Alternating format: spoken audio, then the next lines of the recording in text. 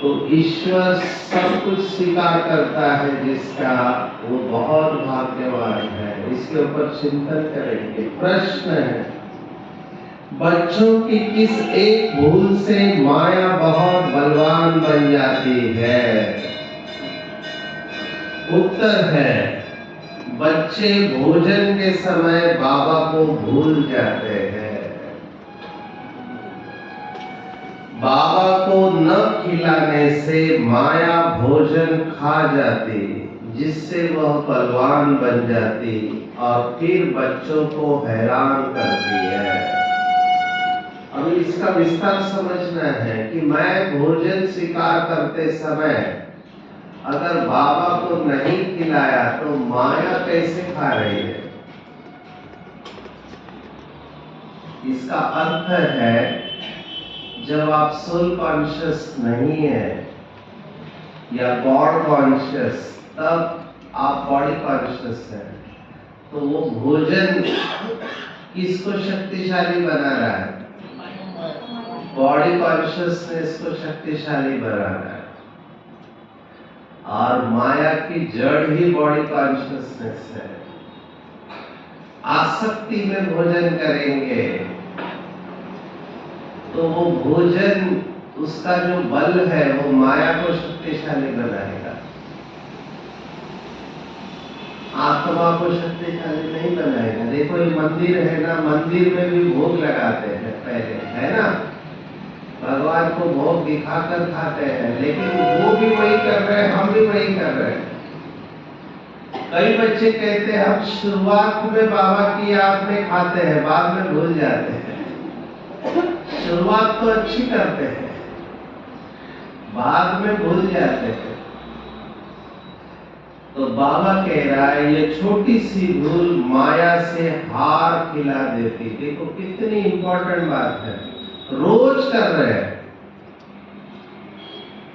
रोज नाश्ता कर रहे हैं, भोजन खा रहे हैं, दोपहर का, रात का, पानी, नाश्ता जो भी आप पी रहे हैं, आज पूरे दिन अटेंशन रखेंगे कि अभी आपको नाश्ता मिलने वाला है, तो नाश्ता बाबा को खिलाना है। बाबा कैसे खाता है? बाबा को कैसे खिलाएंगे बताओ? भावना से। भावना में कौन है? भावना कौन है? जिसको बुलाओ वो खिलाती है बाबा को। बाबा को खिलाना माना क्या? याद में। चिंतन करो इसके ऊपर। कई लोग मुझे कहते हैं हम तो होते ही बाबा की याद में हैं। मैं तो हमेशा बाबा की याद में रहता हूँ। अगर ऐसा है तो अवस्था कैसे चाहिए? तो बाबा की याद में खिलाने का माना क्या, उसके ऊपर चिंतन करेंगे। बाप की आज्ञा है, बच्चे याद में खाओ, पक्का प्रण करो। प्रण समझते हैं? प्रण मतलब प्रतिज्ञा। और प्रतिज्ञा के बारे में क्या कहा गया है? प्राण जाए पर वचन न जाए। प्रतिज्ञा करो, बाबा तुम्ही से खाऊं। ये पूरा वाक्य है भक्ति मार्ग का। तुम्ही से खाऊं, तुम्ही से खेलूं, अच्छा, तुम्ही से बैठो, अच्छा, हर कर्म तुम्ही के साथ। जब याद करेंगे तब वह राजी होगा। भगवान को राजी करना है, ठीक है? और भगवान राजी कब होता है? भगवान राजी कब होता है? जब उसकी याद में रहेंगे तब भगवान राजी होता है। आप में से किसको किसको लगता है कि आपने भगवान को राजी कर लिया? राजी कर लिया, भगवान मेरी मुट्ठी में। हमारा एक भाई कहता है शिव बाबा मेरे बगैर रह नहीं सकता है। कितना नशा है उसको, कहता है मेरे बगैर रह ही नहीं सकता है, एक सेकंड भी मुझे छोड़ता नहीं है। मैंने कहा बाबा इतना पागल हो गया, तुम्हारे बगैर रह नहीं सकता, ये नशे की बात है। गीत है आज नहीं तो कल बिखरेंगे ये बादल। चिंतन करो, बादलों को जन्म कौन देता है? बादल कैसे पैदा होते हैं? पानी से। पानी को गर्म कौन करता है? सूरज की रोशनी। सूर्य कौन है? देखो मेरे को गुस्सा मत दिलाओ, ऐसे कुछ लोग बोलते हैं। हमारे कर्म ही है जिसके वजह से ये बादल आए हुए हैं, और यही बादल हमारे प्रकाश को ढक देते हैं। ये गुह्य ज्ञान समझो, ऐसे ही नहीं है ये शब्द। गहराई में जाओ, ऊपर ऊपर लहराएंगे तो नशा नहीं चढ़ेगा। ये तो स्कूल के बच्चे भी जानते हैं बादल पानी से बनते, सूर्य प्रकाश। मैं आध्यात्मिक अर्थ पूछ रहा हूँ। आध्यात्मिक अर्थ ये है कि हमारे कर्म ही है जिसके वजह से ये परिस्थितियां काले काले बादल के रूप में आती है, और वही बादल सूर्य को ढक लेते हैं। पर क्या कर रहा है? बाबा कह रहा है आज नहीं तो कल बिखरेंगे। पेशेंस रखो, बादल लंबे समय तक नहीं रहेंगे, बादल चले जाएंगे। बराबर है? पंजाब में बादल की सरकार थी, फिर बादल गए और दूसरी सरकार आ गई। तो बादल किस लिए आते हैं? हाँ, चिंतन करो। आज की पूरी भट्टी इसके ऊपर है, इसलिए मैं आपको सोचने पर बता रहा हूँ। बादल किस लिए आते हैं? मजबूत बनाने के लिए। अच्छा, डायलॉग मारने में तो बीके भाई बहनों का कोई हाथ नहीं। ऐसी बड़ी बड़ी बातें करते हैं, सामने वाला भी प्रभावित हो जाएगा। अच्छी बात है, अच्छी बात है। ओम शांति। बच्चे समझते हैं कि हमारे दुर्भाग्य के दिन बदलकर अब सदा के लिए सौभाग्य के दिन आ रहे हैं। आ रहे हैं या आ गए? आ गए। चेहरे से तो दिखाई नहीं दे रहा है। नंबरवार पुरुषार्थ अनुसार भाग्य बदलते ही रहते हैं। स्कूल में भी भाग्य बदलते रहते हैं ना, अर्थात ऊंच होते जाते हैं। तुम अच्छी रीति जानते हो अब यह रात खत्म होने वाली है, अब भाग्य बदल रहा है। ज्ञान की वर्षा होते रहती है। देखो बाबा पूरा कनेक्ट कर रहा है। ज्ञान की वर्षा होते रहती है। सेंसिबल बच्चे, सेंसिबल मतलब कौन? सेंसिबल मतलब क्या?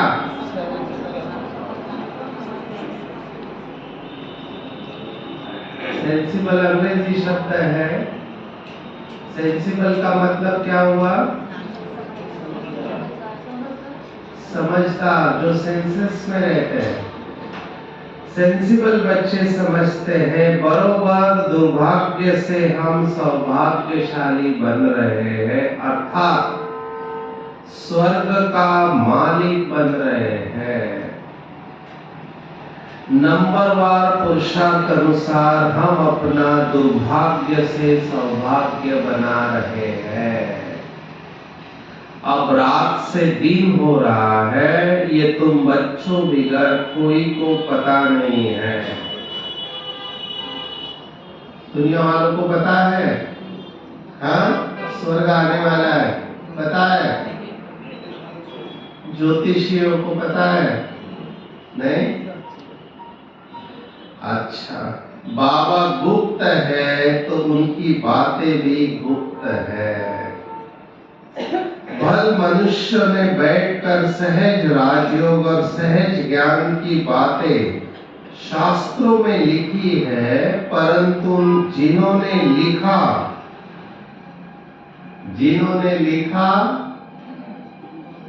क्या होगा आगे? जिन्होंने लिखा वह तो मर गए, बाकी जो पढ़ते हैं वो कुछ समझ नहीं सकते हैं क्योंकि बेसमझ है। कितना फर्क है, तुम भी नंबरवार पुरुषार्थ अनुसार समझते हो। मुरली एक ही होती है, एक ही मुरली है, पढ़ाने वाला भी एक है, समय को वरदान भी एक ही है। दादी भी यही मुरली पढ़ती है, आज जो बाबा का बच्चा आया है वो भी यही मुरली पढ़ता है, लेकिन एक नंबर बन जाता है, एक नंबर लास्ट। मुरली एक ही है, तो एक नंबर वन और एक नंबर लास्ट क्यों जा रहा है? किस आधार पर?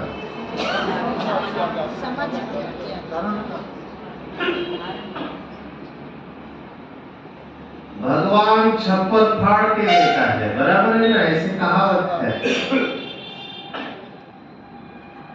और एक कहावत है, भगवान जब भाग्य बांट रहा था तब तुम सो रहे थे क्या? अभी कोई सोया तो नहीं है? सोने वाले को कैसे उठाएंगे आप? ताली बजाकर उठाएंगे, है ना? सुबह का टाइम बहुत डेंजरस होता है। जो जल्दी उठते हैं, रात को लेट सोते हैं, वो मुरली क्लास में भी सोते हैं। एक आत्मा में जब से आया हूँ देख रहा हूँ सो रही है, उसको आप कैसे उठाएंगे? ताली बजाओ, अच्छी तरह से ताली बजाओ, ताली बजाओ।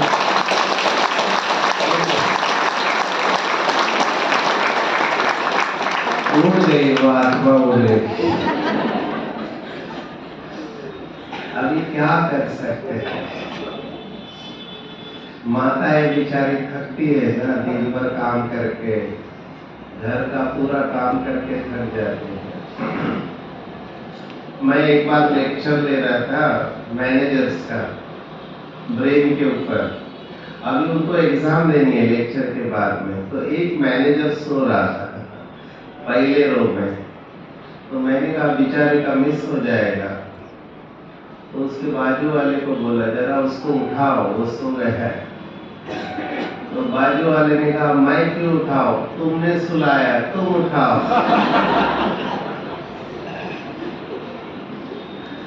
सबसे पहले देखा ताली बजाते रहना चाहिए।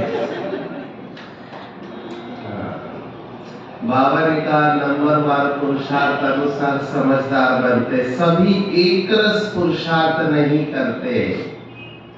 अगर सभी बाबा के बच्चे एक रस पुरुषार्थ करें तो क्या हो जाएगा?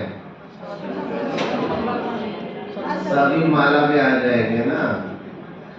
तो सभी एक रस पुरुषार्थ नहीं करते। दुर्भाग्य किसको, सौभाग्य किसको कहा जाता, यह सिर्फ तुम ब्राह्मण ही जानते हो, और तो सभी घोर अंधियारे में है।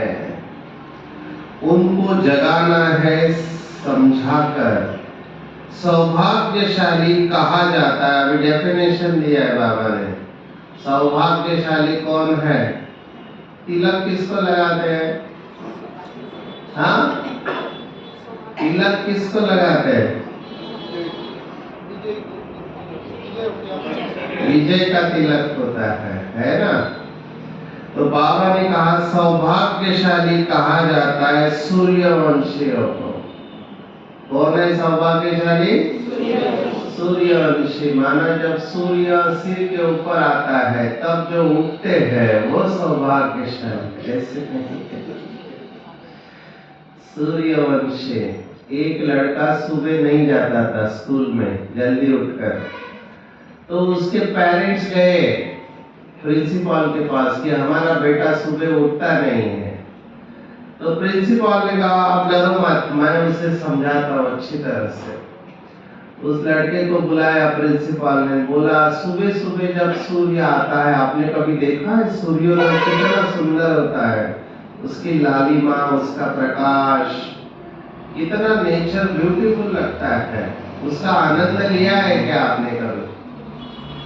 वो बेटे ने कहा, लड़के ने, मास्टर जी जब सूर्य सिर के ऊपर आ चुका रहता है दोपहर तक, तब आपने बिस्तर में सोने का आनंद लिया है क्या?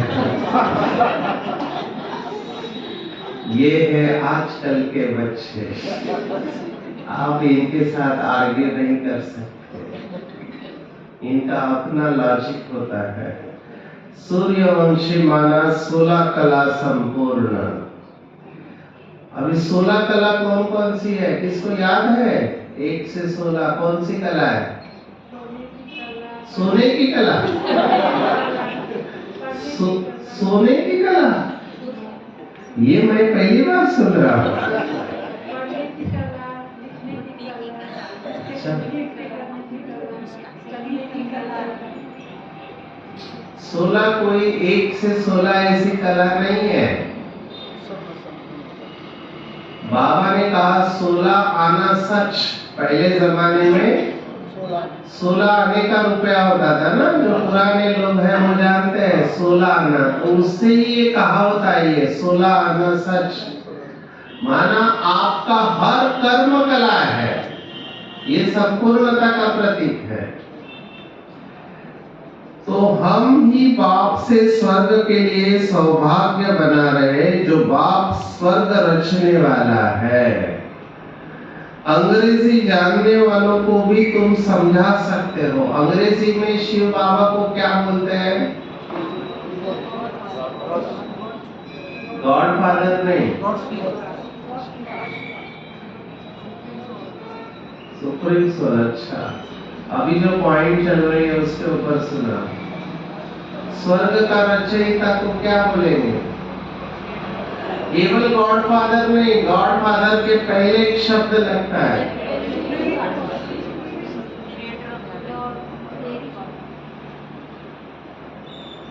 Heavenly God father. Heavenly God father, जो हेवन बनाता है, हेवन माना स्वर्ग। तो अंग्रेजी जानने वालों को भी तुम समझा सकते हो, हेवनली गॉड फादर द्वारा हेवन का सौभाग्य बना रहे हैं। हेवन में है सुख, और अंग्रेजी में नर्क को क्या बोलते हैं? हेल। हेल में है दुख। गोल्डन एज माना सतयुग सुख, और आयरन एज माना कलयुग दुख। बिल्कुल सहज बात है। हम अभी पुरुषार्थ कर रहे हैं, अंग्रेज क्रिश्चियन आदि बहुत आएंगे। ये देखो 69 के पहले की मुरली है, जब बाबा के विदेश में सेंटर नहीं थे। आज बाबा की बात सच है 140 देशों में। तो बाबा ने कहा अंग्रेज क्रिश्चियन आदि बहुत आएंगे, बोलो हम आप सिर्फ एक ही हेवनली गॉड फादर को याद करते हैं, क्योंकि मौत सामने खड़ा है। बाप कहते हैं तुमको मेरे पास आना है। किसको किसको लगता है कि मौत आपके सामने खड़ा है? किसको लगता है मौत सामने खड़ा है? बहुत लोग डरते हैं, बोलते हैं शुभ शुभ बोलो, अशुभ क्यों बोलते हो?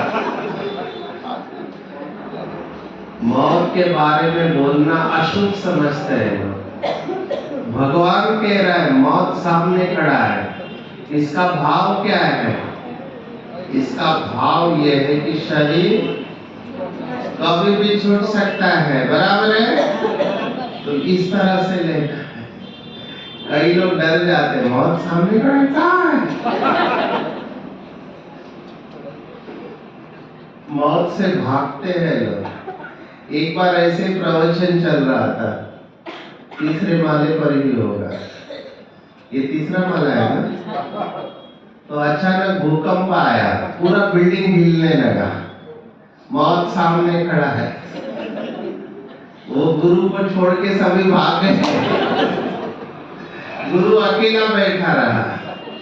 सभी भाग के नीचे देख रहे अभी क्या होगा, कुछ हुआ नहीं, फिर सब शांत हो गया। तो सभी वापस आ गए और गुरु को पूछा कि गुरु जी आप भागे क्यों नहीं, इतना बिल्डिंग हिल रहा था। गुरु ने जवाब बहुत अच्छा दिया। गुरु ने कहा भागे तुम भी, भागा मैं भी, सिर्फ फर्क इतना था तुम बाहर की तरफ भागे और मैं अंदर की तरफ भागा, जहां पे सिक्योरिटी है।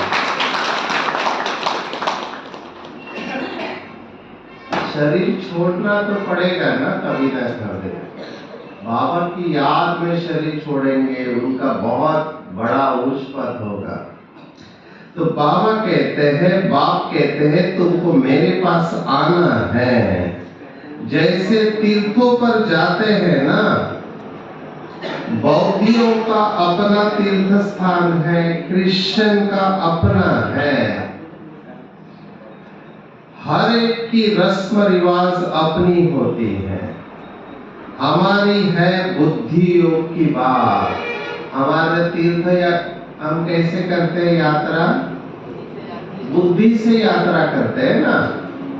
तो बाबा कहते जहां से पाठ बजाने आए हैं वहां फिर जाना है। कहां से आए, तो वहां जाना है।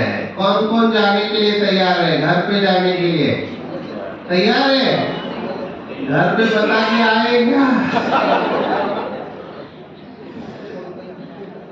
किसने अपना पूरा अकाउंट लिख के रखा हुआ है? किसने लिखा है कि अगर मेरा शरीर अचानक छूटता है तो मेरी ये प्रॉपर्टी है, इतना इसको जाएगा, इतना इसको जाएगा। मेरे जो गहने हैं वो इसको इतना जाएगा, इसको इतना जाएगा। लिख के रखा है? लिखो, बहुत जरूरी है। लास्ट में कुछ नहीं कर पाएंगे, अभी चांस है आपको सफल करने का। अभी आज घर पे जाके लिखना, इसको विल बोलते हैं, विल। ये विल लिखना बहुत जरूरी है, क्योंकि जब शरीर छूटता है, अगर आप अकेले हैं समझो, दूर दूर से रिश्तेदार आएंगे, हमारा था ये, हमारा, और फिर आपके प्रॉपर्टी पे दावा ठोकेंगे। तो विल लिख दो बाबा के घर में, अगर आपकी इच्छा है तो सफल करो। तो बाबा कहते हैं वह है हेवन स्थापन करने वाला गॉड फादर। उसने हमको बताया है, हम आपको भी सच्चा रास्ता बताते हैं। आप गॉड फादर को याद करो तो अंत मते सो गति हो जाएगी। जब कोई बीमार पड़ते हैं तो उनको सभी जाकर सावधान करते हैं। बीमार पड़ते हैं, जाने वाला है, तो क्या बोलते हैं? हाँ, राम कहो। बंगाल में जब कोई मरने पर होता है, आज बंगाल को याद किया है, बंगाल में जब कोई मरने पर होता है तो गंगा पर ले जाते हैं और फिर कहते हैं हरि बोल, हरि बोल। तो हरि के पास चले जाएंगे, परंतु कोई जाता नहीं है। सतयुग में तो कहेंगे नहीं कि सतयुग में समझो नारायण मरने वाला है। अभी मुझे बताओ, नारायण पहले जाएगा या लक्ष्मी पहले जाएगी? अरे पर पहले कौन मरेगा, वो मेरा प्रश्न। नारायण मरेगा। नारायण मरेगा तो लक्ष्मी विधवा हो जाएगी। सतयुग में विधवा अक्षर होगा क्या?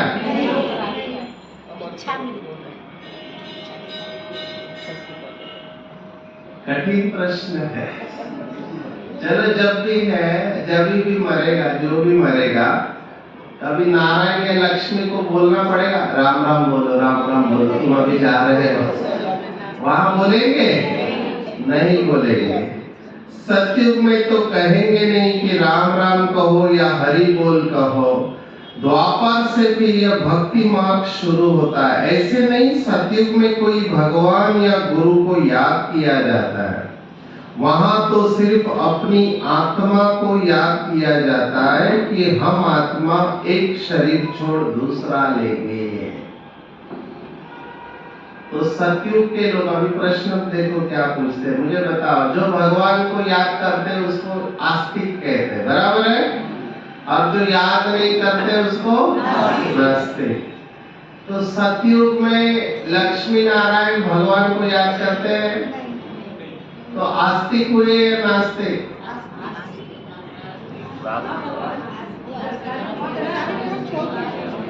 आस्तिक है या नास्तिक है, ये मेरा प्रश्न। मेरा प्रश्न है आस्तिक है या नास्तिक है? जब भगवान को याद नहीं करते आस्तिक कैसे हुए?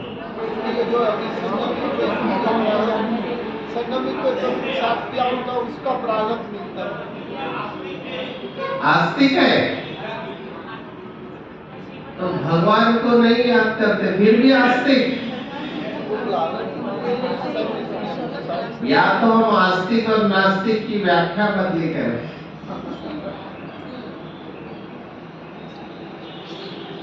अच्छा, आगे चलते हैं। अच्छा,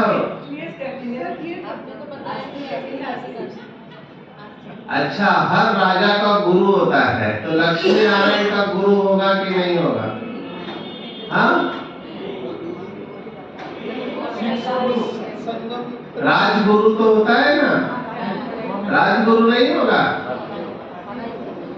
मैंने सुना, मुझे दीदी ने बोला हमारे स्टूडेंट बहुत इंटेलिजेंट है। अच्छा, गलत सुना है दीदी, सॉरी। मुझे बताओ, श्री कृष्ण किसी के पास पढ़ने को जाएगा कि नहीं जाएगा? हाँ, जाएगा ना। तो जो श्री कृष्ण को पढ़ा रहा है वो उसका गुरु हो गया। खेल पाल का गुरु? मुझे नहीं पता, मैं पूछ रहा। I am just asking question, जवाब आपको देना है। पहले सवाल का जवाब अभी तक नहीं आया, आस्तिक है या नास्तिक है। दूसरा प्रश्न, गुरु है या नहीं, ये बाबा पूछ रहा है, मैं नहीं पूछ रहा हूँ। मैं तो केवल आपका रिस्पॉन्स जानता हूँ। आगे चलते हैं। वहां तो सिर्फ अपनी आत्मा को याद किया जाता है, अपनी बादशाही याद पड़ती है। समझते हैं हम बादशाही में जाकर जन्म लेंगे। आप यह पक्का निश्चय है बादशाही तो मिलनी ही है, बाकी किसको याद करेंगे? अच्छा, मुझे बताओ, लक्ष्मी नारायण सतयुग में दान पुण्य करेंगे क्या? दान करेंगे कि नहीं? नहीं करेंगे। दान पुण्य भी नहीं होगा। सतयुग में भगवान नहीं होगा, दान पुण्य नहीं होगा, गुरु नहीं होगा। बाप रे, बाकी किसको याद करेंगे? वहां गरीब होता ही नहीं जिसको बैठ दान पुण्य करे। भक्ति मार्ग की रस्म रिवाज अलग, ज्ञान मार्ग की रस्म रिवाज अलग है। अच्छा, वहां लक्ष्मी पति के मरने के बाद में रोएगी क्या? हाय मेरा नारायण गया, अभी मेरा क्या होगा? ऐसे बोलेगी? नहीं रोएगी, वहां कोई रोएगा नहीं। ये बहुत इंपॉर्टेंट बात है, रोएंगे नहीं। अच्छा, यहाँ की लक्ष्मी रोती है? माताएं रोते हो? इतना सन्नाटा क्यों होते हैं? एकदम सही जगह पे चुप हो जाते हैं। शायद मैं गलत प्रश्न पूछ रहा हूँ। बाबा कह रहा है अभी बाप को सब कुछ दे 21 जन्मों का वर्षा ले लिया बस, फिर दान पुण्य करने की दरकार नहीं। ईश्वर बाप को हम सब कुछ दे देते हैं, ईश्वर ही स्वीकार करते हैं। स्वीकार न करे तो फिर देवे कैसे? न स्वीकार करे तो वह भी दुर्भाग्य है। ये बहुत गुह्य बात है, इसके ऊपर चिंतन करना। स्वीकार करना पड़ता है ताकि उनका ममत्व मिटे। अगर बाबा ने स्वीकार नहीं किया तो हमारी अटैचमेंट रहेगी इसमें, है ना, और ममत्व से हम दुखी हो जाएंगे। देखो जो कहता है मेरा मेरा कहता है ना, वो दुखी रहता है, क्योंकि मेरा कुछ गया तो दुख होता है। अभी एक भाई अभी कार नहीं है, वो कार को इतना ध्यान रखता है, थोड़ा भी कार को कुछ होना नहीं चाहिए, दिखाई दे रहा है, वो हर चीज में कार को इतना अटेंशन। अभी मुझे बताओ, जैसे ही वो कार को समझो गलती से भी ट्रैफिक में टच हो गया तो क्या होगा? वो खरोच किसके ऊपर आएगी? कार के ऊपर नहीं आएगी, उसको लगा मेरे ऊपर खरोच आ गई है। ये है ममत्व।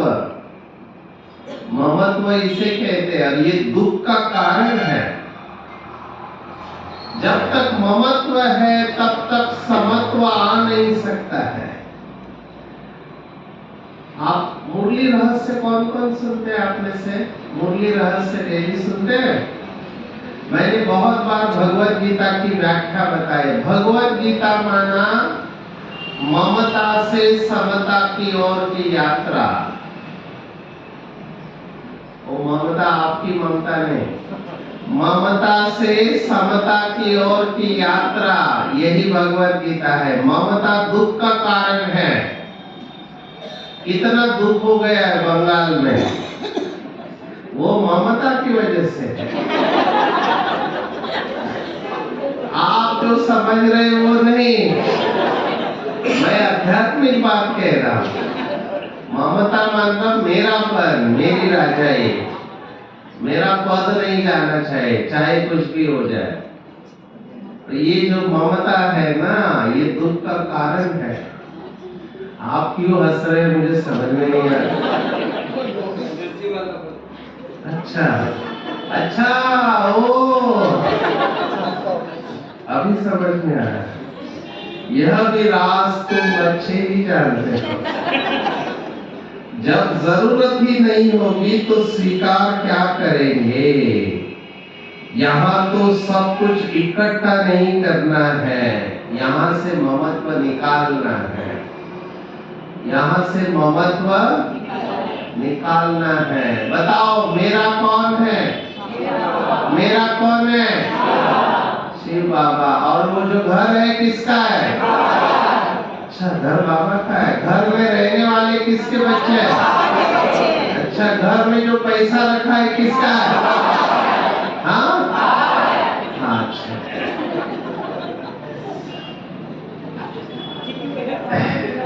बाबा के आंख से भी आंसू आते हैं कि मेरे बच्चे कितने निर्मोही बन गए। हंस क्यों रहे आप? अच्छी अवस्था है। अगर कोई दिल से समझता है ना, ये सब कुछ बाबा का है, बहुत ऊंची अवस्था है। बाबा ने समझाया है, बाहर कहाँ जाते हो तो अपने को बहुत हल्का समझो। अभी दूसरी पॉइंट चालू हो रही है। हल्का समझो मतलब क्या? हम बाप के बच्चे हैं, हम आत्मा रॉकेट से भी तीखी है। ऐसे देही अभिमानी हो पैदल करेंगे तो कभी थकेंगे नहीं।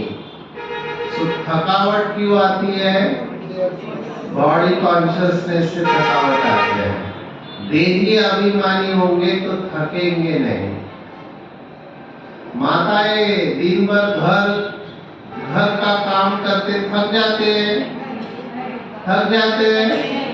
नहीं थकते? दीदी इनको काम पे लगाना, ये थकने वाले हैं। भाई लोग थक जाते हैं बिजनेस में, ड्यूटी पर जाते हैं तो बाबा ने थकावट का सॉल्यूशन दिया है। बाबा ने कहा देही अभिमानी करके पैदल करो तो थकेंगे नहीं। एक मुरली में कहा था आबू से दिल्ली तक पैदल जाएंगे तो भी थकेंगे नहीं, और ये प्रैक्टिकल हुआ था 1985 में। आप में से कौन कौन थे 1985 ज्ञान में? कोई नहीं थे, एक व्यक्ति था। आप थे 1985? 85 में क्या हुआ था बताओ? कौन सा साल था पता है आपको? 85 में कौन सा वर्ष मना रहे थे ब्रह्मा कुमारी में? देखो मुझे गुस्सा मत दिलाओ, दीदी ने कुछ बताया नहीं आप लोगों को। कौन सा वर्ष था यज्ञ का? यज्ञ का 50 साल हो गया था, बिल्कुल ठीक। गोल्डन जुबली मना रहे थे, और उस समय पूरे भारत से दिल्ली में यात्रा गई थी, यूथ यात्रा, यूथ पैदल यात्रा। और उस समय प्रेसिडेंट जो थे ज्ञानी जैल सिंह थे, तो सभी यूथ पैदल गए थे बाबा की याद में, बड़े उमंग उत्साह में, और जाके प्रेसिडेंट से मिले थे। उस वक्त बाबा ने कहा बाबा की याद में चलोगे तो थकेंगे नहीं। तो ये हम सबके लिए है, जब हम चल रहे हैं तो सोल कॉन्शियस होके चलेंगे तो थकावट नहीं होगी, देह का भान नहीं आएगा। जैसे कि यह टांगे चलती नहीं है, हम उड़ते जा रहे हैं। ये प्रैक्टिकल एक्सपीरियंस है जो देही अभिमानी होते हैं। देही अभिमानी हो तुम कहां भी जाओ, आगे तो मनुष्य तीर्थ आदि पर पैदल हो जाते थे। उस समय मनुष्य की बुद्धि तमो प्रधान नहीं थी, बहुत श्रद्धा से जाते थे, थकते नहीं थे। बहुत श्रद्धा से जाते थे, थकते नहीं थे। आजकल तो मैं देख रहा हूँ जब से मोबाइल आया, सेंटर पे जाने को भी टाइम नहीं है, थक जाते थे। दूर है सेंटर, मुरली सुनने नहीं जाते थे। तो बाबा कहते श्रद्धा थे तो थकते नहीं थे। बाबा को याद करने से मदद तो मिलेगी ना। भल वह पत्थर की मूर्ति है, परंतु बाबा उस समय अल्पकाल के लिए मनोकामना पूर्ण कर देते। ये भक्ति मार्ग की बात सुना रहे। उस समय रजो प्रधान याद थी तो उससे भी बल मिलता था। रजो प्रधान याद, थकावट नहीं होती थी। अभी तो बड़े आदमी झट थक जाते हैं, गरीब लोग बहुत तीर्थों पर जाते हैं, साहूकार लोग बड़े भक्के से घोड़े आदि पर जाएंगे, वह गरीब तो पैदल चले जाएंगे। भावना का भाड़ा जितना गरीबों को मिलता है उतना साहूकारों को नहीं मिलता है। इस समय भी तुम जानते हो बाबा गरीब निवास है, फिर मुझसे क्यों हो, भूल क्यों जाते हो? बाबा कहते तुमको कोई तकलीफ नहीं करनी है, सिर्फ एक साजन को याद करना है। तुम सभी सजनिया हो तो साजन को याद करना पड़े। कौन कौन सजनी बैठा है यहाँ पे? जो सजनी है वो हाथ खड़ा करो। भाई लोग सजनी है या साजन है? हाँ, भाइयों को थोड़ा मुश्किल है। साजन कौन है? तो हम कौन हुए? हाँ, कपड़े मत बदलना। एक हुआ भारत में ऐसे, भारत में एक पुलिस इंस्पेक्टर, वो अपने को राधा समझने लगा। तो राधा का तो उसने साड़ी पहनना चालू किया कि मैं राधा, वो मेरा कृष्ण। तो ये नहीं करना है हमको। आत्मा की बात चल रही है ना, आत्मा सजनी है और शिव बाबा साजन है। तो बेसिकली सजनी की विशेषता क्या होती है? हाँ? त्याग की भावना ये छोड़ के ससुराल जाती है। ससुराल जाती है, वो सजनी होती है। आजकल मायके आती है बहुत। सजनी माना जो सजती है वो सजनी है, नहीं? एक साजन को याद करती है वो सजनी है। अच्छा, मुझे लगा जो सजती है वो सजनी है। मैं जब बोलता हूँ मेडिटेशन करते हैं तो कई बार हाँ चलो मेडिटेशन करते हैं, मैंने कहा ये क्यों जरूरी है? आदत लगी हुई है सजने की। जितना शरीर के ऊपर ध्यान देते हैं उतना आत्मा के ऊपर ध्यान दो, है ना? सजाना किसको है, शरीर को या आत्मा को? आत्मा का श्रृंगार करना है ना, वही बाबा के साथी बनकर जाएंगे। नहीं तो क्या बनेंगे? बाराती होंगे, साथी नहीं होंगे। तो सजनी बनना है, उस साजन को भोग लगाने बिना खाने। बाबा ने देखो क्या प्रश्न पूछा है, अभी अपने को चेक करना। तुम सभी सजनियां हो तो साजन को याद करना पड़े। उस साजन को भोग लगाने के बिना खाने में लज्जा नहीं आती? बाबा पूछ रहा है लज्जा शर्म नहीं आती? उसको भोग नहीं लगाते और खाते हो? कौन कौन है माताएं घर पे भोग लगाती है? बताओ, हाथ खड़ा करो। अच्छा, भाई लोग भोग लगाते हैं? हाँ, सबके हाथ खड़े नहीं है। भोग लगाए बगैर नहीं खाना चाहिए, क्योंकि उसमें ताकत नहीं आएगी।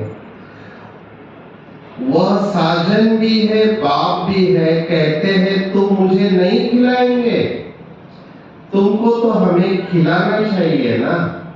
बाबा युक्तियां बतलाते हैं, तुम बाप अथवा साजन मानते हो ना, जो खिलाता है तो पहले उनको खिलाना चाहिए। हम सबको कौन खिलाता है? बाबा खिलाता है, तो पहले किसको खिलाना चाहिए? बाबा को। बाबा कहते हैं हमको भोग लगाकर हमारी याद में खाओ। इसमें बड़ी मेहनत है। बाबा बार बार समझाते हैं, बाबा को याद जरूर करना है। बाबा खुद भी बार बार पुरुषार्थ करते हैं। ये कौन कह रहा है? ब्रह्मा बाबा कह रहा है। तुम कुमारियों के लिए तो बहुत सहज है, तुम सीढ़ी चढ़ी नहीं हो। कन्या की तो साजन के साथ सगाई होती है। ऐसे साजन को याद कर भोजन खाना चाहिए। उनको हम याद करते हैं और वह हमारे पास आ जाते हैं। याद करेंगे तो भासना लेंगे। किसको किसको फील होता है कि मैं जब बाबा की याद में भोजन करता हूँ तो बाबा आ जाता है ऊपर से, मेरे साथ भोजन करने को आ जाता है। इतना सन्नाटा क्यों हो गया? ऐसी ऐसे बातें करनी चाहिए बाबा के साथ में। तुम्हारी यह प्रैक्टिस होगी रात को जागने से, अभ्यास पड़ जाएगा तो फिर दिन में भी याद रहेगी। भोजन पर भी याद करना चाहिए। साजन के साथ तुम्हारी सगाई हुई है। जिसकी सगाई होती है ना, उसको बार बार वो याद आता है जिसके साथ सगाई हुई है। तुम ही सिखाओ, ये पक्का प्रण करना है। जब याद करेंगे तभी तो वो खाएंगे ना। उनको तो भासना ही मिलती है, क्योंकि उनको अपना शरीर तो नहीं है। कुमारियों के लिए बहुत सहज है, इनको जास्ती फैसिलिटीज है। शिव बाबा हमारा सलोना साजन कितना मीठा है। आधा कल्प हमने आपको याद किया है, अभी आप आकर मिले हो। हम जो खाते हैं आप भी खाओ। देखो भक्ति मार्ग में हमने कितना उसको याद किया, भोग लगाया, लेकिन हमको पता नहीं चल रहा था कि वो ले रहा है या नहीं ले रहा है। लेकिन अभी तो हमको पता है ना कि वो कैसे भासना लेता है। तो ऐसे नहीं, एक बार याद किया बस, फिर तुम खुद खाते जाओ। उनको खिलाना भूल जाओ। उनको भूलने से उनको मिलेगा नहीं। चीजें तो बहुत खाते हो। बाबा देखो ऊपर से क्या क्या देखता है। बाबा किसी को नहीं छोड़ता है। बाबा ने कहा चीजें तो बहुत खाते हो, खिचड़ी खाएंगे, आम खाएंगे, मिठाई खाएंगे। ऐसे थोड़ी है शुरू में याद किया खलास, फिर और चीजें वो कैसे खाएंगे। बाबा क्या कह रहा, अभी शुरुआत आपने किया, समझो, दाल रोटी चावल आम, आपने एक खाया बाबा की याद में, एक खिलाया, बाकी सब खुद खा रहे हैं। बाबा बराबर पकड़ रहा है। बाबा कह रहा है ऐसे थोड़ी शुरू में याद किया खलास, फिर और चीजें वो कैसे खाएंगे। साजन नहीं खाएंगे तो बीच में माया खा जाएगी, उनको खाने नहीं देंगे। हम देखते हैं माया खा जाती है तो वह बलवान बन जाती है और तुमको हराती है। बाबा युक्तियां सब बतलाते हैं। बाबा को याद करो तो बाप अथवा साजन बहुत राजी होगा। कहते हो बाबा तुम्ही से बैठे हो, तुम्ही से खाओ, हम आपको याद कर खाते हैं। ज्ञान से जानते हैं आप तो भासना ही लेंगे, यह तो लोन का शरीर है, याद करने से यह आते हैं। सारा मदार तुम्हारी याद पर है। इसको योग कहा जाता और योग में मेहनत है। सन्यासी उदासी ऐसे कभी नहीं कहेंगे। तुमको अगर पुरुषार्थ करना है तो बाबा की श्रीमत को नोट करो, पूरा पुरुषार्थ करो। बाबा अपना अनुभव बताते हैं, कहते हैं जैसे कर्म मैं करता हूं तुम भी करो, वही कर्म मैं तुमको सिखलाता हूँ। बाबा को तो कर्म नहीं करना है, माना शिव बाबा को। सतयुग में कर्म कूटते नहीं है।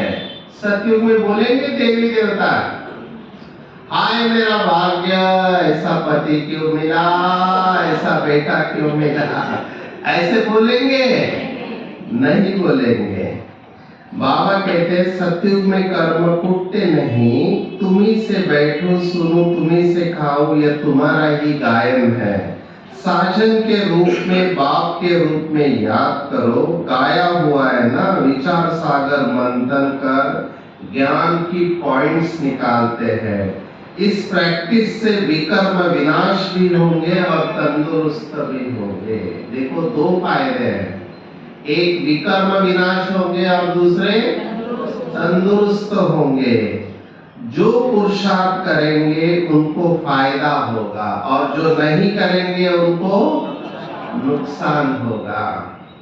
सारी दुनिया तो स्वर्ग का मालिक नहीं बनती, ये भी हिसाब किताब है। बाबा बहुत अच्छी रीति समझाते हैं। गीत तो सुना बरोबर, हम यात्रा पर चल रहे हैं। यात्रा पर भोजन आदि तो खाना ही पड़ता है। सजनी साजन के साथ, बच्चा बाप के साथ खाएंगे। यहाँ भी ऐसे है, तुम्हारी साजन के साथ जितनी लगन होगी उतना खुशी का पारा चढ़ेगा। अंडरलाइन है, जितनी लगन होगी उतना खुशी का पारा चढ़ेगा। अगर खुशी का पारा नहीं चढ़ रहा है, क्या समझने का? लगन कम है। बिल्कुल ठीक बोला, लगन कम है। निश्चय बुद्धि विजयंती होते जाएंगे। योग माना दौड़ी, यह बुद्धि योग की दौड़ी है। हम स्टूडेंट है, टीचर हमको दौड़ना सिखलाते हैं। बाप कहते हैं ऐसे नहीं समझो कि दिन में सिर्फ कर्म ही करना है, कछुए मिसल कर्म कर फिर याद में बैठ जाओ। देखो जब काम करना है तब करना है, नहीं तो क्या करना है? सिमट कर बैठ जाओ। भ्रमरी सारा दिन भू भू करती है, फिर कोई उड़ जाते हैं, कोई मर जाते हैं। यह तो एक दृष्टांत है। यहाँ तुम भू भू कर आप समान बनाते हो, उसमें कोई का तो बहुत लव रहता है, कोई सड़ जाते हैं, कोई अधूरे रह जाते हैं, भागंती हो जाते हैं और फिर जाकर कीड़ा बनते हैं। ये सब आत्माओं का गायन है ना। हम भू भू करते हैं तो कोई तैयार हो जाते, कहीं छोड़ देते। यह तो भू भू करना बहुत सहज है। मनुष्य से देवता किए करत न लागी बार। अभी हम योग लगा रहे हैं, देवता बनने का पुरुषार्थ कर रहे हैं। यही गीता ज्ञान गीता में था, वो मनुष्य से देवता बनाकर गए थे। सतयुग में तो सब देवताएं थे। अच्छा, त्रेता में जो होंगे उनको क्या कहेंगे? देवता कहेंगे क्या? त्रेता में देवता थे?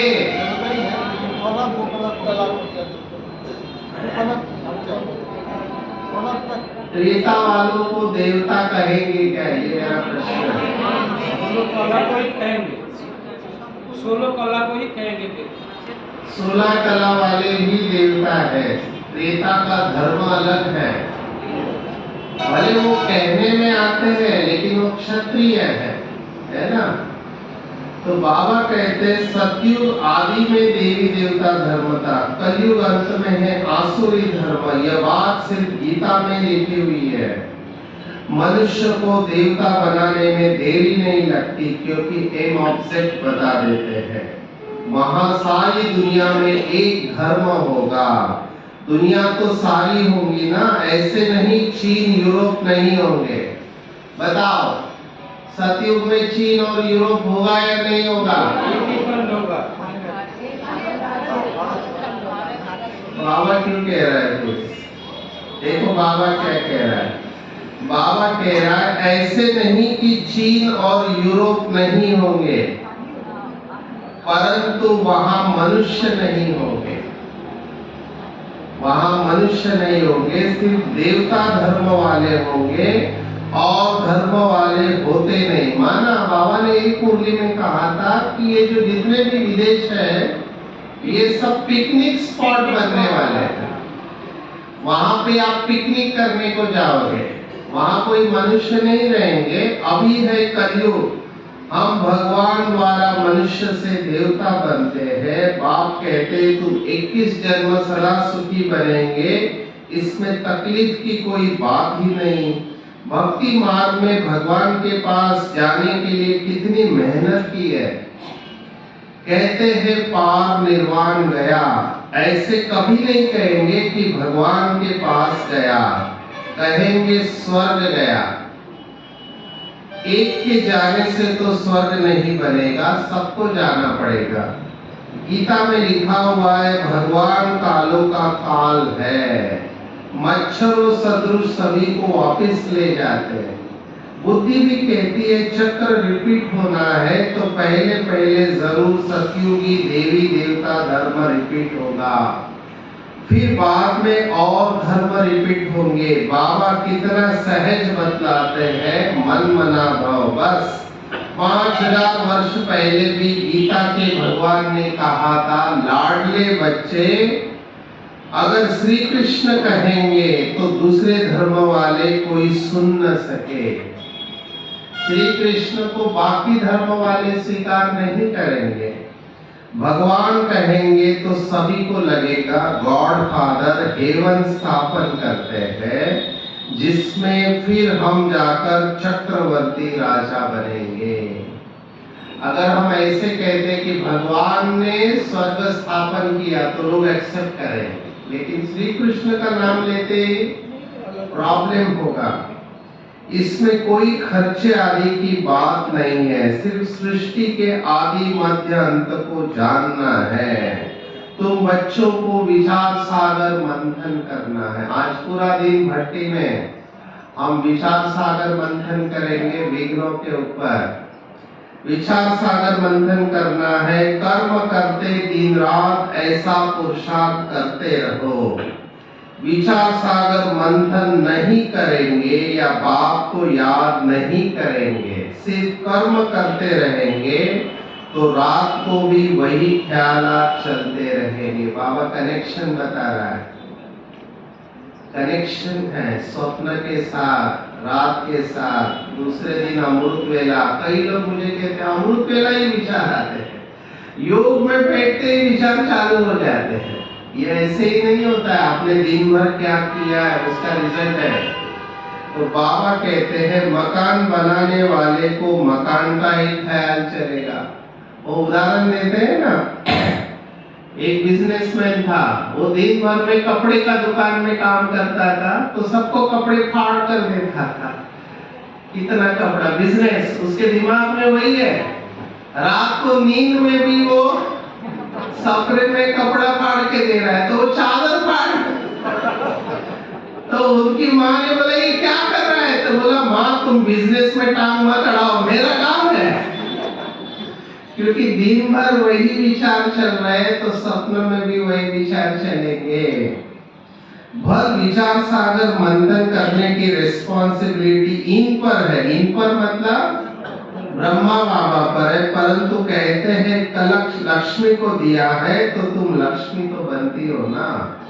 अच्छा, मीठे मीठे सिकिलने बच्चों प्रति माता पिता बाप दादा का याद प्यार और गुड मॉर्निंग।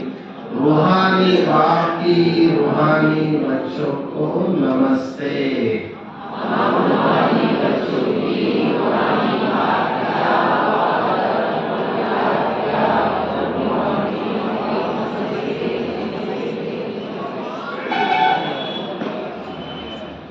किसका नमस्ते पहुंचा ऊपर? किसका पहुंचा? अगर नमस्ते पहुंचता है तो बाबा ऊपर हिलना चाहिए। कहां से आया? 8:30 बजे माना सिलीगुड़ी का ही होगा।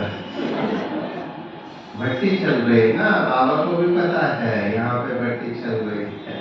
अच्छा, धारणा के लिए मुख्य सार, पहली पॉइंट, श्रीमत को नोट कर पुरुषार्थ करना है।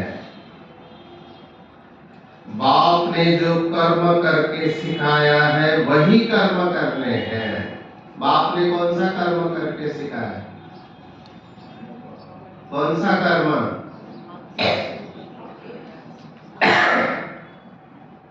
सही समय पर चुप हो जाता, क्या श्रेष्ठ कर्म? अपने को आत्मा समझ बाबा। सभी सवालों का एक ही जवाब, अपने को आत्मा समझ बाबा को याद करो। नहीं, बाबा ने आज क्या कहा मुरली में? भोजन के बाद, भोजन के बाद बाबा की याद में, कैसे बाबा की याद में पैदल करना है। मुझे निर्भय भाई कहते थे, ब्रह्मा बाबा बताते कि फरिश्ता बन के कैसे चलना है। कई बाबा के बच्चे चलते हैं ना, दूर से ही पता चलता है कि फलाना भाई या बहन आ रही है। कैसे बताओ? क्योंकि चलते समय पछाक पछाक आवाज निकालते रहते। अब ये चप्पल का आवाज क्यों निकालते? पछाक पछाक। अगर आप चप्पल को कंट्रोल नहीं करेंगे, राजा ही क्या कंट्रोल करेंगे? तो बाबा ने आखिर उस भाई को बोल दिया, बच्चे चप्पल घिसकर चलोगे तो राजा ही भी घिसी हुई मिलेंगे। कनेक्शन है हर चीज का, इसको लाइटली नहीं लेना। वही करने, विचार सागर मंथन कर ज्ञान की पॉइंट्स निकालनी है। दूसरा, अपने आप से प्रण करना है कि हम बाप की याद में ही भोजन खाएंगे। अभी पता चलेगा, दीदी ने नाश्ता लाया, मुझे पता नहीं है ना, नाश्ता करते समय आप क्या करते हैं दिखाई देगा। प्रण करना है कि बाबा की याद में ही भोजन करेंगे, तुम्ही से बैठो तुम्ही से खाओ, यह वायदा पक्का निभाना है। आज बाबा ने खिचड़ी की बात हुई ना, आज खिचड़ी बनाई। 3 बातें बताई, खिचड़ी है, आम है और मिठाई। आज खिचड़ी, आम का सीजन नहीं है, मिठाई भी है, खिचड़ी भी है। मिठाई ऑरेंज है, देखो खाने पे ही जान। अभी भोग लग रहा है बाबा का, एक भाई पीछे बैठ के ऐसे आज शायद ना जीवे भी बने हैं। अरे तुमको क्या करना है, वो दीदी योग लगा रही है, हम उड़ के चले जाओ। ये हाँ, जो भी लगाए आपको मिलेगा ना। ध्यान किधर है आपका?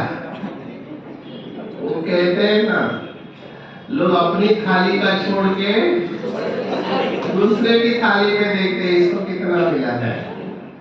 वरदान है कर्म और संबंध दोनों में स्वार्थ भाव से मुक्त रहने वाले बाप समान कर्मातीत भव।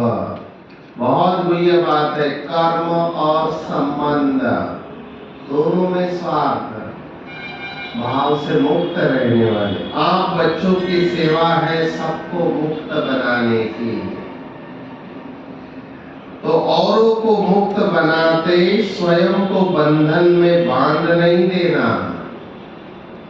जब हद के मेरे मेरे से मुक्त होंगे तब अव्यक्त स्थिति का अनुभव कर सकेंगे। बहुत पावरफुल वाक्य है। बाबा के बच्चे अव्यक्त क्यों अनुभव नहीं कर पा रहे? क्योंकि हद का सूक्ष्म में मेरा है। इसका विस्तार देखो। अभी भी अव्यक्त मुरली चली ना 15 दिसंबर की। क्या परिवर्तन करना है? हाँ, एक ही शब्द का मैं से ते। तो ये हद का जो मैंपन है ना, वो हमको डिटैच होने नहीं देता है, न्यारा होने नहीं दे रहा है, इसलिए भारी रहेंगे। तो बाबा ने कहा अव्यक्त तभी हो सकेंगे जब मेरे मेरे से मुक्त होंगे। जो बच्चे लौकिक और अलौकिक कर्म और संबंध दोनों में स्वार्थ भाव से मुक्त है, वही बाप समान कर्मातीत स्थिति का अनुभव कर सकते हैं। बहुत बड़ी बात बाबा ने कही। लौकिक अलौकिक ये बहुत बड़ा विस्तार है। लौकिक में भी मेरा कुछ नहीं, ना अलौकिक में मेरा। वहां तो छोड़ दिया, यहाँ आकर फंस गए। ये मेरा पर बाबा ने कहा सेवा में, अभी कुछ दिन पहले वरदान में आया था, हद की रॉयल इच्छाएं होती है। एक भाई नाराज होके कहता है सचिन भाई मैंने इतनी सेवा किया, इतनी सेवा किया, दीदी ने पानी का ग्लास भी नहीं पूछा। मैंने कहा अच्छा पानी के ग्लास के लिए सेवा कर रहे थे? नहीं लेकिन पूछना तो चाहिए। मैंने कहा चल दीदी ने नहीं पूछा, दीदी बिजी थी, आप जाके ले लेते हैं, इतनी बड़ी बात क्यों बना रहे हैं? पर ये रॉयल इच्छाएं रहती है कि मैंने सेवा किया, मुझे पूछना चाहिए। ये आपको गिराएगा। कौन कौन है यहाँ बैठे हुए बताओ, किसको किसको पूछना चाहिए? मैं पूछता हूँ आपको, किसकी इच्छा है पूछने की? हमको पूछते नहीं है कोई है? किसी को पूछना है? किसी को सम्मान चाहिए? आओ मैं नारियल देता हूँ। नारियल दो, शॉल दो, फूल दो। मेरे को पूछा नहीं गया, मैं सीनियर हूँ, मैं पुराना हूँ। अरे पुरानों की अवस्था अच्छी चाहिए या नयों की अच्छी चाहिए? पुराने ज्यादा अच्छे चाहिए ना। तो पुराने होके मांग क्यों रहे हो आप? तो अवस्था कहाँ पे? डिमांडिंग रेस्पेक्ट होना चाहिए या कमांडिंग रेस्पेक्ट होना चाहिए? मांगते क्यों हो कि मैं सीनियर हूँ, मेरे को पूछो, मैं तो ये हूँ वो हूँ? ये अवस्था नहीं कहेंगे इसको। यही है आपको रोक रही है संपूर्ण बनने से। छोड़ दो इसको, छोड़ दो। चेक करो कहां तक कर्मों के बंधन से न्यारे बने हैं। ये भी बंधन है मेरे हिसाब से। ये बहुत सूक्ष्म और रॉयल बंधन है। बिल्कुल मेरी कोई इच्छा नहीं, मुझे कुछ भी नहीं चाहिए। ये सब सूक्ष्म में जो इच्छाएं रहती है ना, ये हमें उड़ने नहीं देगी, बांध के रखेगी। व्यर्थ स्वभाव संस्कार के वश होने से मुक्त बनो, मुक्त बनो। अभी मुक्ति और जीवन मुक्ति स्लोगन है। जो सरल चित्त है और सहज स्वभाव वाले हैं, बहुत बड़ी धारणा है। सरल चित्त, कॉम्प्लिकेटेड नहीं। सरल, कई लोग अपना नाम लिखते हैं सरला। अभी सरला सरल होनी चाहिए कि नहीं? सरल चित्त और सहज स्वभाव वाले होने चाहिए। तो वही सहज योगी और भोलेनाथ को प्रिय है। देखो कितना सरल है। भगवान के दिल पे नंबर लेना है तो अंदर बाहर साफ रहो, एक रहो, कॉम्प्लिकेट मत करो प्रॉब्लम को। अच्छा, ओम शांति। अच्छा, ये भी पॉइंट है ना, अव्यक्त इशारे। आज तारीख क्या है? 17। ब्राह्मण जीवन का आंतरिक वर्षा सदा सुख स्वरूप, शांत स्वरूप मन की संतुष्टता है। इसका अनुभव करने के लिए मनसा की पवित्रता चाहिए। सरल चित्त वही बात है, मनसा की पवित्रता। बाहर के साधनों द्वारा या सेवा द्वारा अपने आप को खुश व संतुष्ट रखना बहुत प्रिय बात है। बाहर के साधन, गाड़ी है, बंगला है, या सेवा द्वारा, मेरे जैसे सेवा कोई कर नहीं सकता, अपने को खुश रखना, यह भी अपने को धोखा देना है। तो ये बहुत गहरी बात बाबा ने सुनाई। आज की पूरी मुरली को 2 मिनट रिवाइज करेंगे। कौन सी बात बताई? मुख्य बात भोजन बाबा की याद में करना है। अगर नहीं करेंगे तो माया शक्तिशाली बनेगी और हैरान कर देगी। दूसरी बात, यस, देही अभिमानी हो, पैदल करेंगे तो माताएं विशेष ध्यान में रखो। माताओं का डायलॉग है, मुझे ही मरना है, कोई मेरी मदद नहीं करेगा। बिल्कुल नहीं, बाबा की याद में आप करेंगे तो थकेंगे नहीं, बराबर है। और भोजन बनाने वालों के ऊपर ज्यादा जिम्मेवारी है। कैसे? अभी सोचो, एक माता ने बताया, अभी वो दाल बना रही है, दाल बना रही है और परेशान है अंदर से। दाल बनाते समय क्या सोच, आने दो उसको, क्या सोच, आने दो। अभी आप दाल बनाते बनाते संकल्प क्या कर रहे हैं? आने दो उसको, क्या समझते हैं, मैं उसको छोड़ने, वो सब जा रहा है उसके अंदर है। जो उसको खाएगा वो भी क्या सोचेगा? आने दो उसको। तो भोजन बनाते समय भी याद में, और हाँ, बहुत इंपॉर्टेंट है ये, बहुत शॉर्टकट बाबा ने बताया। और बताओ, ममत्व, ममता से संभाल के रहना। ये ममता बहुत तकलीफ देती है। ममता माना जो आप समझ रहे हो नहीं, हमारा व्यक्ति और वस्तु में ममत्व होता है। मेरा घर, मेरी गाड़ी, और बहुत सूक्ष्म मेरा संस्कार, ये बहुत सूक्ष्म है मेरा संस्कार।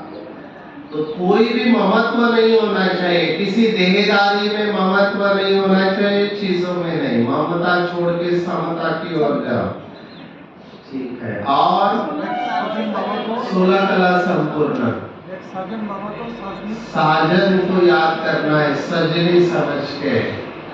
हम सब सजनी है, वो साजन है। और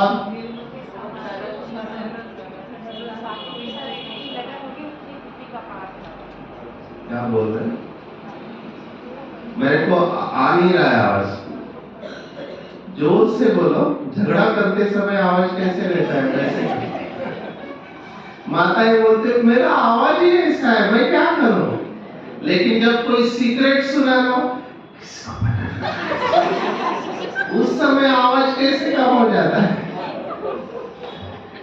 भाई बताओ, इधर चेयर में जो बैठे हैं, मुरली की पॉइंट सुनाओ। सरल चित्त की पॉइंट भाई साहब ने सुनाए। सरल चित्त, बहुत सहज योगी होंगे। क्या केवल ही नहीं, मौत सामने खड़ा है, बराबर है। मौत सामने खड़ा है तो एवर रेडी रहो। बहुत अच्छा। चीन हमारा पिकनिक स्पॉट होगा। हाँ, चीन और यूरोप होंगे पर वहाँ लोग नहीं होंगे, ये हमारे पिकनिक स्पॉट हो गए। आज के मूल्य में पिकनिक स्पॉट आया नहीं है, लेकिन दूसरे मूल्यों में आया है। और परम भाग्यशाली कौन है? परम भाग्यशाली जिनका भगवान सब कुछ स्वीकार करता है, वो परम भाग्यशाली है।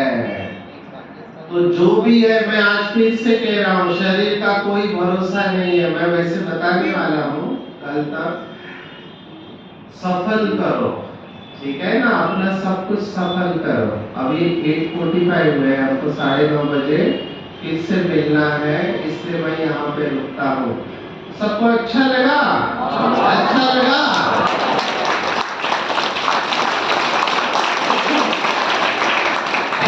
बहुत अच्छी तपस्या करेंगे हम। 2 दिन बाबा ने हमको दिए हुए हैं, बहुत शक्तिशाली अनुभव करके जाएंगे। ऐसी शक्ति भरेंगे, पूरे साल भर ही नहीं, जीवन भर वो काम में आए, क्योंकि अनुभव भूलता नहीं है। ठीक है, अभी भी 2 मिनट जब गीत बजेगा, एकदम शक्तिशाली उत्तर बैठेंगे, है ना। पूरा दृढ़ संकल्प करेंगे कि आज मैं पूरे दिन भर ज्यादा वाचा में नहीं आऊंगी। ज्यादा वाचा, इवन जो सेवाधारी जी है उनको मैं कहूंगा ज्यादा आवाज मत करो। कई लोग मैनेज करते समय ना थोड़ा टेंशन में अरे शांत हो जाओ, इतना क्यों टेंशन लेते हो?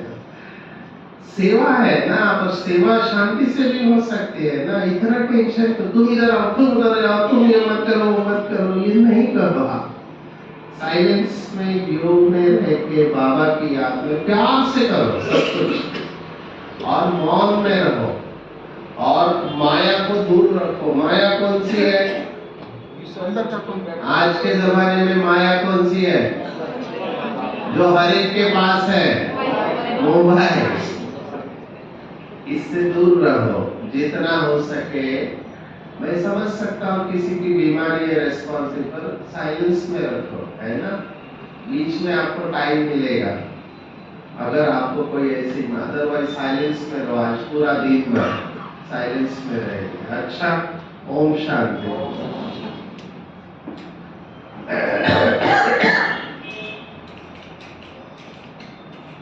एकदम अलर्ट, सीधा बैठेंगे, गर्दन कमर एक लाइन में,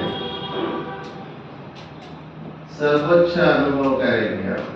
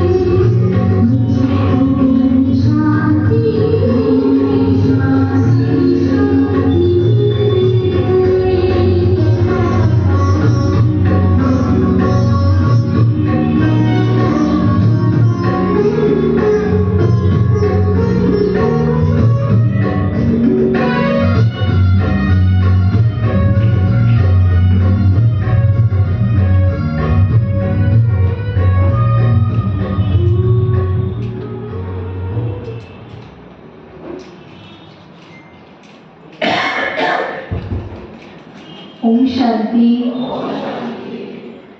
आदरणीय भाई जी को एक हाथ की ताली से बहुत बहुत धन्यवाद करेंगे। भाई जी ने हंसते हंसाते बाबा के महावाक्य से, ज्ञान रत्नों से हम सबको भरपूर कर दिया। भाई जी को बहुत बहुत धन्यवाद। ओम शांति।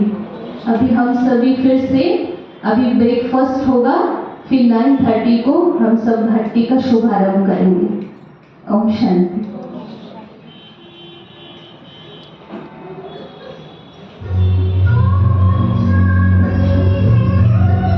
जैसे भाई जी ने इंस्ट्रक्शन दिया है उसका सभी फॉलो करेंगे।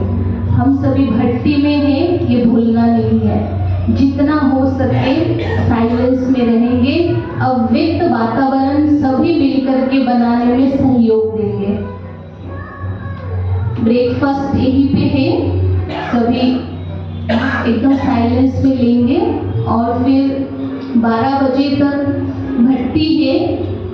और जो बहुत दूर से आए हैं, जो जा नहीं सकेंगे लेकिन 4 बजे का भक्ति करने का इच्छा है, वो हमें संपर्क करें, क्योंकि भोजन की व्यवस्था फिर हम अपने बाबा के घर में करेंगे। जो 4 बजे का भक्ति करके जाना चाहते हैं, घर नहीं जा सकते हैं, तो कोई बात नहीं, ब्रह्मा भोजन आप बाबा के सेंटर पे करेंगे, लेकिन आप आके हमें थोड़ा बताएंगे। ओम शांति।